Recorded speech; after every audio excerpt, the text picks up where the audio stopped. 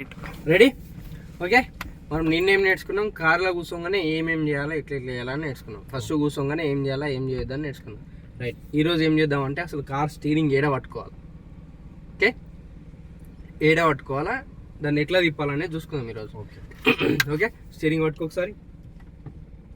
ఈడ పట్టుకోవద్దు, ఈడ పట్టుకోవద్దు, ఈడ పట్టుకోవాలా, ఇట్లా సైడ్లో, ఇట్లా సైడ్లో పట్టుకోవాలి ఇట్లా. ఓకేనా, ఇప్పుడు మనకు క్లాక్ ఉంటుంది కదా, క్లాక్లా ఇది ఇది ఏ టైం వస్తుంది, ఇక్కడ 9 o'clock 3 o'clock ప్లేస్లో పట్టుకోవాలి.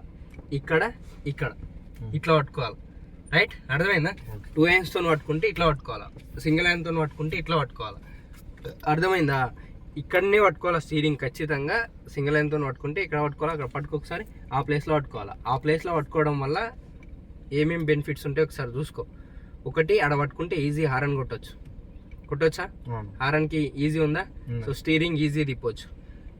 రైటా? రెండేనా? థర్డ్ వన్ వచ్చేసి ఇండికేటర్ వేయచ్చు, డిప్పర్ ఇవ్వచ్చు, రైట్, లైట్స్ వేసుకోవచ్చు. అర్థమైందా? ఏమేం చేయొచ్చు?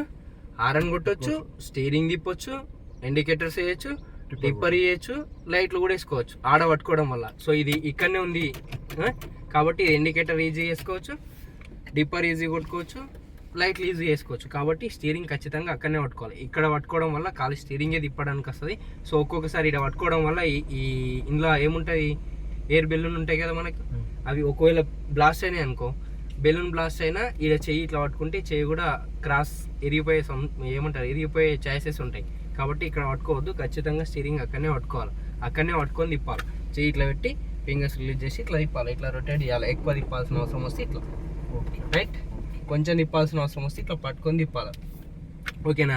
నీ కార్ పర్ఫెక్ట్ వచ్చేదాకా ఒక చేతితోనే స్టీరింగ్ తిప్పడానికి ట్రై చేయాలి. తర్వాత 2 hands యూజ్ చేసినా ఈజీ ఉంటుంది. ఎందుకు అంటే ఇప్పుడు 2 hands పట్టుకొని ఒక హ్యాండ్ వదిలేసినప్పుడు స్టీరింగ్ అటు ఇటు క్రాస్ అవుతుంది.